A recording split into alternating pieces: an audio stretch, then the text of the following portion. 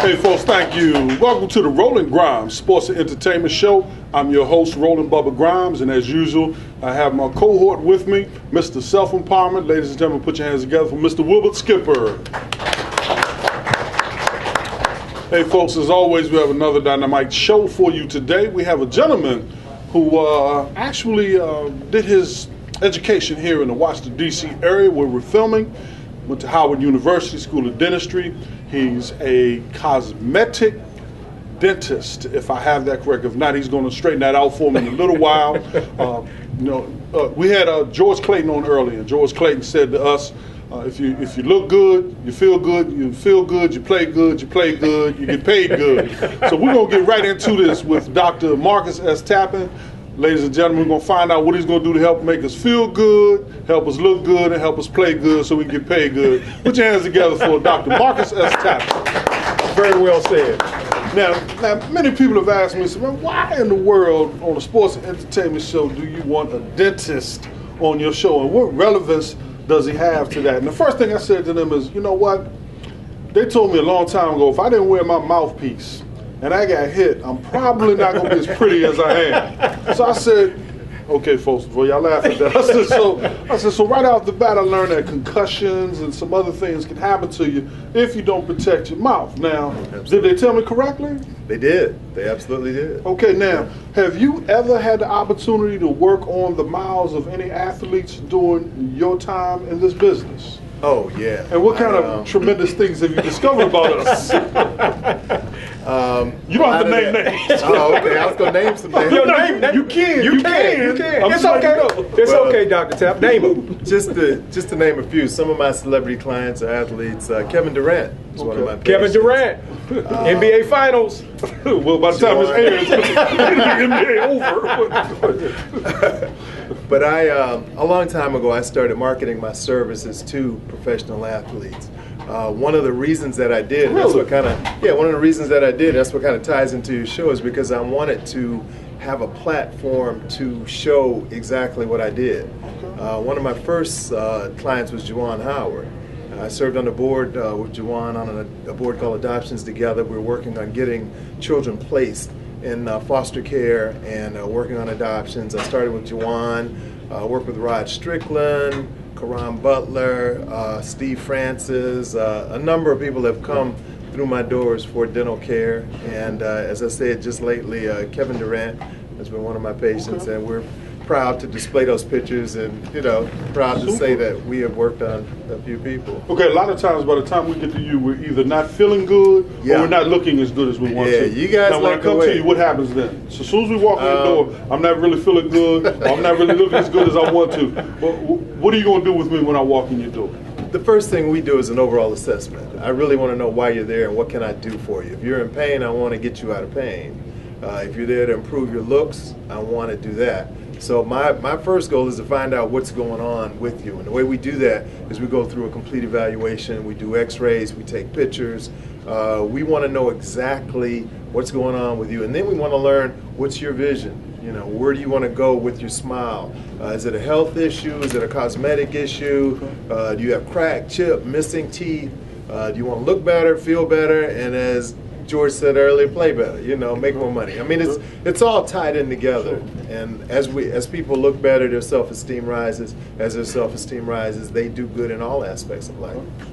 Well, one of the things that I would like to say on your behalf, Dr. Tappan, is yes, folks, I am a patient of Dr. Tappan, client. My wife also goes to Dr. Tappan. And one of the things that you have done for me, Dr. Tappan, which I am overly thankful for, is you've helped me get back into the health of dentists in regards to your teeth. For many years, I was frightened about going to the dentist because I had a bad experience, and I could not let that experience go. It created a fear for me that I couldn't let go for a while. But as a result of my wife, my daughter, my sister, pushing, I made it to your office. And I will say that you brought me back. I feel good, as Roland say. I look good.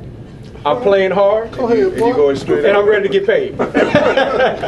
So for the viewers that are watching this show and our live audience, Dr. Tappan, for a person that has that fear, that's having a tough time getting over that. What can you say to them to make sure that if they don't come to your office, they go to a dentist on a regular basis? Well, the first thing is dentistry is not what it used to be. It's not as antiquated as it used to be, where you go into an office and they hit you over the head and take out your teeth. You know, they don't do that anymore. We don't do that anymore. So some dentists are better than the others. We concentrate on reducing that fear level, and we do that through our atmosphere. We have music playing, we have candles going. My staff, they're trained in knowing what to say and how to say it, not to increase anxiety, but to decrease anxiety. We've developed a reputation for dealing with people that have had problems. Therefore, when someone comes in and they've had a problem, we know what to do, what to say, and how to treat them. And you know, we always start with decreasing that fear level, because when the patient is comfortable, then we can do our work. When someone's uncomfortable, it's very difficult to work on them. It's very difficult to get them to sit and work and do the treatment that they need, that they're there for. So our first goal is really to alleviate that anxiety. Now, how did this whole thing happen? You just woke up one day and said, hey, I'm gonna tell you a story. I want to go inside somebody's mouth? Or, no, I'm going to tell you a story. I was in the clinic at Howard University. Okay. And there was this young Jamaican woman who lived in my building. I lived on 14th and Euclid. Very rough neighborhood at the time. That place. Yeah, okay. Back in the early 80s. Do tell. Anyway, she was my first patient. I gave this young lady an injection, and she literally stood on top of the chair in an open clinic and started cursing me out in words I've never heard before. And after that, I realized the instructors ran over and they said, do you want us to give you the injection? And she said, no, I want you to teach him how to give the injection. So I made it my point to learn how to give a painless injection. And I made it my point to be able to get a patient in the chair, relax them, get them numb, and do what I had to do without hurting them. So I developed this technique, and I do a number of things. Skip can tell you about it. Some of it I kind of smoke and mirrors, and some of it is distraction. Sometimes I'll even use nitrous oxide, Valium, prescription drugs to alleviate anxiety and work on people. But since we've got this reputation, we end up getting a lot of people that feel that way. But we enjoy that reputation. We really, really do. And at what point early on in your life did you say, hey, this is a profession that Marcus Tappan wants to go into? I knew when I was 14 years old that I wanted to be a dentist. What what happened? My parents would take us to Case Western Reserve, and I had a dentist that was very into working on children, and he would let my sister and I run around the office and water the plants with the air water syringe and run the drills, and he just gave us free reign of the office. And I said, I like this, you know, because it's something that I felt like I could do. Man, you do that with my son. You will have an office left. Let me tell you how I do kids. I tell parents to bring their kids in when they're 2. And what I do is, I don't really work on them when they bring them in. I just let them wander around the office. We give them a little gift. We don't say much to them. We talk to them. I got it. Let them get used to it. When that kid comes up to me, maybe at that appointment or to the next appointment, and says, it's my turn, the ice already is broken. Yeah. I know I got them. They want to get in the chair. I can work on them without anesthesia usually. I can get them to cooperate and do things. And they end up never, ever having a fear of the dentist. So we kind of slow walk it, and we allow them to just assimilate into the practice, and we just ignore them, and eventually they just become a part of what we're doing. Doc, that's cosmic. So you're like a psychologist. You're like a all in one. Psychodentologist. Skip? Well, Dr. Tappan, we talk about fear. And we've talked about that. No, you talk about fear. I'm over that. Well, I'm sure you have a fear of some sort. Whatever. Okay. But we talk about fear. Now, obviously, you have to get over the fear in order to conquer something in your life. Right. Now, in regards to the fear, when you do that, and you wind up sometimes hurting yourself more than you're helping yourself. Absolutely. Because you're not attacking the problem. Absolutely. Okay, so when you get over the fear part, and then you make it out to the dentist, can you talk to us a little bit about some of the health issues that are going on right now when you see patients sometimes, or people in general, that don't make it out to the dentist? Tell us about some of the things that can happen to your arteries and things of that nature from a health standpoint. Well, first of all, fear stands for false evidence appearing real. And people are afraid of things that they don't know and they don't understand. So again, we spend a lot of time explaining it. We explain it in lay terms so that a patient, person, the client will understand what we're doing and why we're doing it. Most people come to my office, the first thing we do, we evaluate that periodontal situation that you're talking about that could affect the valves of their heart, okay? What happens with periodontal disease is that it gets into your bloodstream as a plaque, as a foreign body. When it gets into your bloodstream, these little particles can accumulate around your heart and cause what's called bacterial endocarditis. What that is like a garden hose that starts to narrow. And when that narrows like that, your blood flow decreases, and that causes all kind of major problems. The same thing can happen with those particles getting to your lungs, causing respiratory disease. For young women, it can cause a problem getting into their areas. They have what's called, they can have preterm babies. Because again, the body sees this as a foreign object, cervix opens early, baby comes out too soon. So there's a whole lot of things that are associated with your mouth that people have no idea that's causing them problems that really needs to be addressed. And we try and address it, again, from first of all, from a health standpoint. Second of all, from a cosmetic standpoint. And third of all, we just want to put all of that together to make people look good, feel good, and the work that we do, we want to add value to it so it lasts. Now, some of this training that you received at Historically Black College, Howard University, Yes, sir. Did those instructors cover some of the very things that you're talking about now, or did you kind of discover more of this on your own as you got into the practice? A little bit of both. Howard University is one of the best dental schools in the country. When I was there, they were rated number 3 overall in the country, and I think they still have a very high level. But I learned a lot from Howard, but right after Howard, I went into the military for about 10 years. And I was an Army dentist in about 5 different areas. I ended up at Walter Reed Army Medical Center, and that's where I did my last 5 years, and most of it really was in surgery. When I came out of the Army, I had forgotten how to do filling. I had to kind of start all over because all I did in the military near the end of my career was surgery. But in the beginning, I learned about a lot of different things from a lot of different doctors from all different schools and from all over the place. Cool. And just that military education along with Howard University helped me to get to where I am now. Okay, well, I'm well acquainted with the School of Dentistry that my mother actually was working there at the time you were studying. We'll talk about that off camera. Hey, folks, we're going to take a quick pause for the calls. I'm Roland Grimes Sports and Entertainment Show. I'm working on my dentistry addiction here. The Roland Grimes Sports Entertainment Show. We will be back to you shortly. We'll be back to you shortly. Thank you. Welcome back to the Roland Grimes Sports and Entertainment Show. I'm going to do a much better job of enunciating in this segment than I did for the last. Real quick, we're, again, taping live at the Zone. Have my main man here, Mr. Self-Empowerment Wilbur Skipper. Dr. Tappan on tap with us right now. Going to jump right into it. Dr. Tappan, hey man, I read someplace, and I believe that you kind of documented it for me, that people in your profession have some of the highest rates of suicide. They do. And you can tell me a little bit about why, but also, after you tell me why, we want to know some of what you're doing, because the doctor sometimes needs the doctor. So we want to know what you're doing to keep yourself healthy and whole so that you can perform your practice that much better.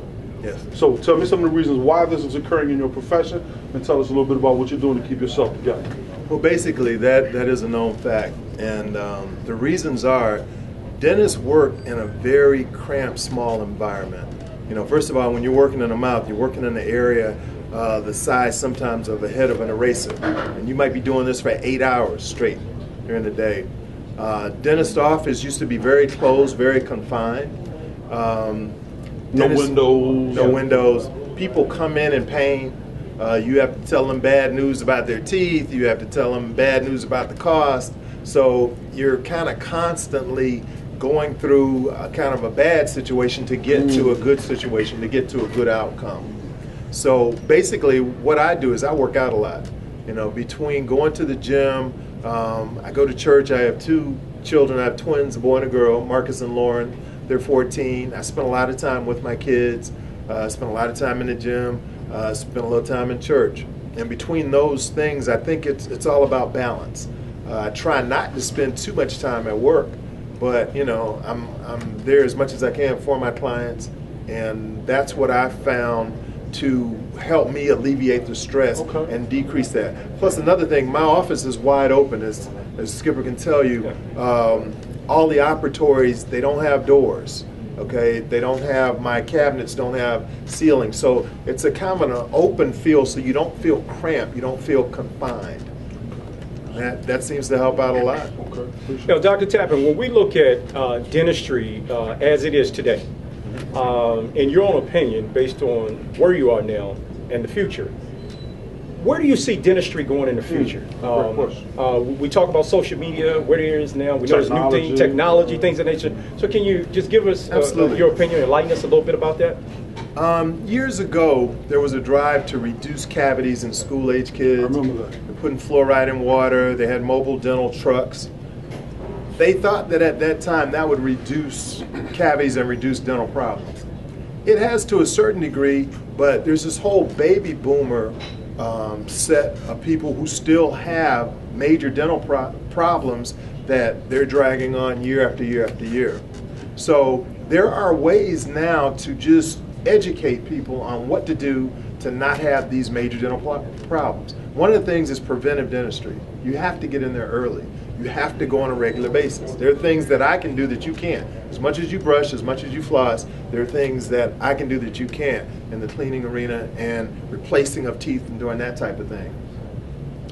There are better detective tools now with digital radiography. We can take digital x-rays, we can zoom them, we can blow them up, we can look for problems, again, preventive, before they start. So as the future goes on, we hope to be able to educate first of all, treat second, get people in and take care of their problems to reduce these dental issues, because we don't want another generation of kids to grow up with dental problems, but we still find that happening. Just because we put a little fluoride in water and we had a couple of school programs, those school programs are being reduced. A lot of people drink bottled water. They don't drink tap water that has the fluoride in it. So we're starting to see the same problems that we were seeing in the 60s and 70s. A lot of it really has not changed. But as you move into the future, as you start to fix those problems, you kind of limit your business, right? You do to a certain degree. But that's why in my business, I'm kind of a one-stop shop. Gotcha. I do the preventive thing with cleanings. We treat the periodontal disease. I do implant placement, where if you have a missing tooth, I can go in, place an implant surgically, put a tooth on, and sometimes I can do it in one day. I do the whole cosmetic arena, where we do whitening of teeth, we close spaces, we just make people look better. I even do snap-on smiles. If you're on a show and the whole cost of doing a complete makeover is kind of extensive and you just want something quick, you can snap on teeth that give you a beautiful smile. So, yeah, I try. Dr. Tappan, you get I'm having some ideas here. I saw those wheels turning. But I try and cover all of the bases. And I figured that as long as we're educating and doing what we do, and as long as we try and stand out, we try and distance ourselves from the regular dental office. Our office is clean, it's comfortable, we have a good environment. As I said, we try and relax our patients as they come in so that they get used to this, and we spoil them so that when they go somewhere else, they'll see, this isn't Dr. Tappan's office. It doesn't feel that way. We're not being treated with respect. The staff is not right. The dentistry is not good. Right. So we literally try and spoil our patients, and therefore we don't worry about not having jobs or not being able to see people in the future. There'll always be a need, because we'll always be looking to see what we can do to help. Makes sense. False evidence appearing real. Skip. Well, in terms of your future, yes, sir. Dr. Marcus Tappan, we know where you are now. Tell us a little bit about some of the ideals that you have for the future, some of the things that you want to employ to help the masses of people in terms of dentistry in your practice. On a dental standpoint,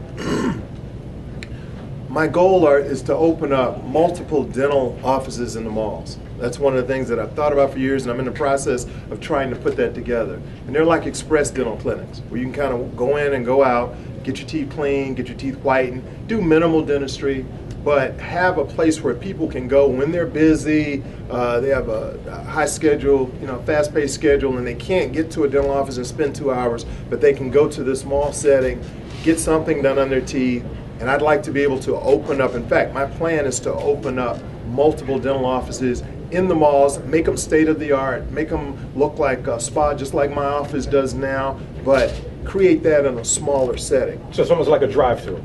Kind of. No. Concept. No, don't scare me like that. Work on you while you're in your car, huh? Just open your mouth, roll down the window, open the mouth. Kind of like going to the mall for your pedicure, manicure. There you go. Stay there for 45 minutes. Man, drive-through dentistry.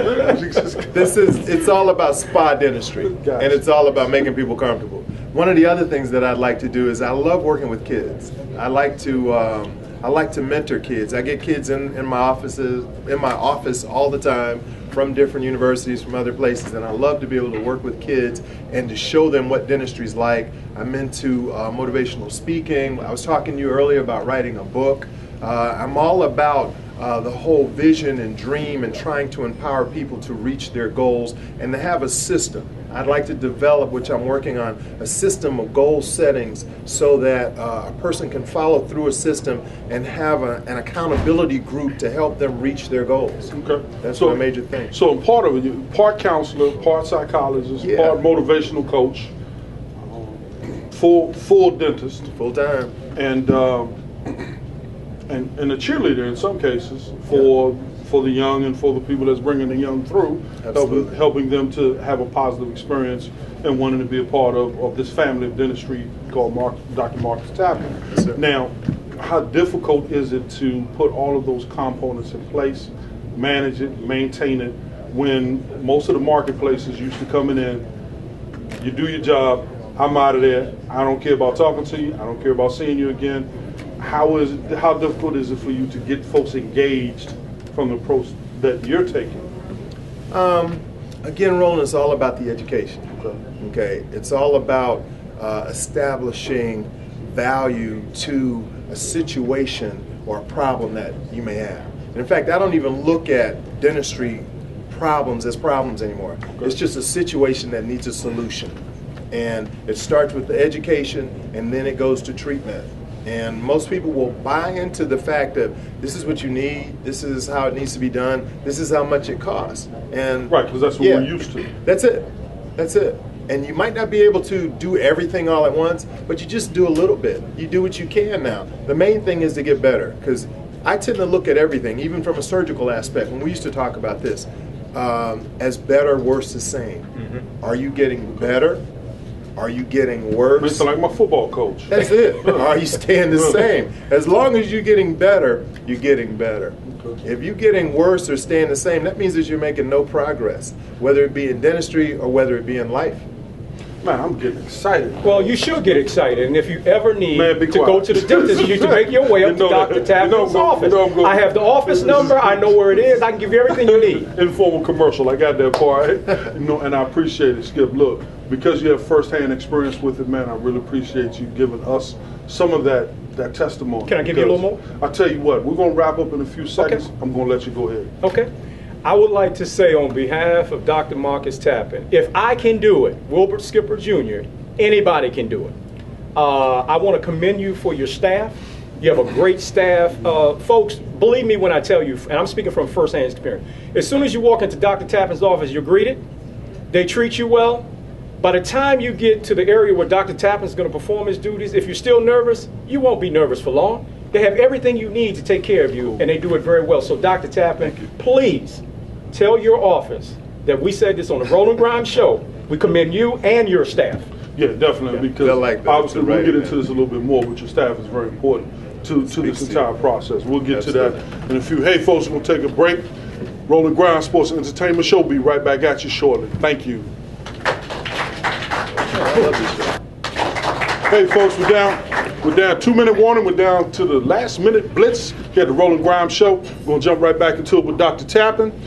Hey, look, I really appreciate all of the insight that you've given us. I've never looked at this industry or practice from this angle. Hey, how important is your staff? How important are the people that are around you that help service, that bring us in, receptionists, etc.? How important are they to this entire process that you're involved in? They're pretty much the most important thing. Is that right? Yeah. I would not be able to do what I do without my staff. I have one staff person that's been with me 17 years, another one about 12, another one 5 or 6.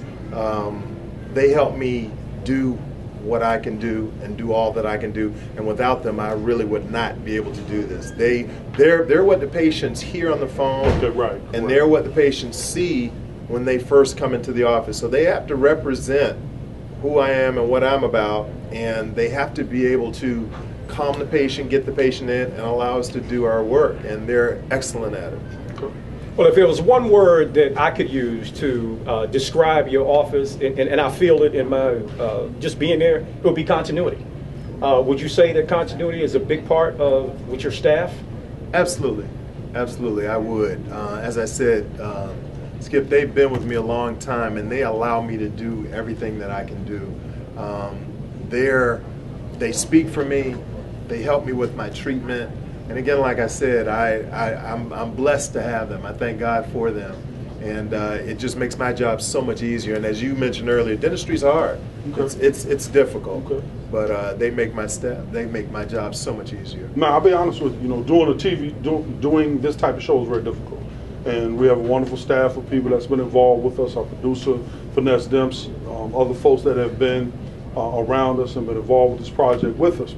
Here's the deal, though. As you continue to expand, as you begin to do these kinds of things that you talked about earlier, inside the malls, etc., how do you duplicate those folks? I look for people that are like us. They're out there, people that care, people that are concerned, people that are well educated, and people that are willing to spend the time and the effort to help get people out of pain and to help them get into a better form of dental health. So I look for more staff that think like we do. Okay. Yeah. Well, super. Now, folks, you heard it live and in concert. Dr. Tappan, if you're that type of person, he wants to know who you are so he can put you into his file cabinet. Get back to it a little bit later. Dr. Tappan, as always, it's a pleasure. It's my Welcome pleasure back again. Come see us anytime you want. Hey, folks, on behalf of the ROLAND GRIMES Sports Entertainment Show, I'm your host, Roland Bubba Grimes. My main man, Mr. Self-Empowerment Wilbur Skipper. We look forward to seeing you next week. Take care. Good luck. God bless.